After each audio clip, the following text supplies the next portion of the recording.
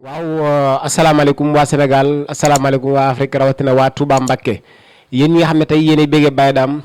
di safoo Baye Dame di tiitaroo Baye Dame rawatina yéen waa xale Baye Dame groupe xale Baye Dame yi wala soppe Baye Dame yi li ma bëgg mooy di leen abonné ci waa Bawol Média Production képp boo duggee YouTube boo tàppee Bawol Média Production di nga gis logo bi bu ko defee nga mën a abonné foofu lépp loo xam ne tey suñu émission la rek incha allah rabbi di nga ko daal di jot képp koo xam ne daal yaa ngi safoo Baye Dame wala yaa ngi fans Baye Dame wala yaa ngi sopp Baye Dame te fas yéene bëgg Baye Dame yokk sa kaw rek incha allah rabbi na nga abonné li nga xam ne tey moom mooy waa Bawol Média Production seen YouTube di abonné ba pare tamit di commentaire yomb na neex na mais na ngeen xam ne tey maanaam lu xeetoog ba war rek kii ma fi teg loxo ci actualité lépp loo xamante bëgg nga ko rek wala lépp loo xamante yaa ngi ko siifu rek boo demee ci waa Bawol Média Production di nga ko fa fekk incha allah rabbi képp koo xam bëgg nga ñoo yokk doole rek na nga abonné te tamit na ngay commentaire fans yi xarit yi soppi am di jàmm yi mbokk yéen ñëpp rek yéen ñi xam yéen ay bëgg Baye Dame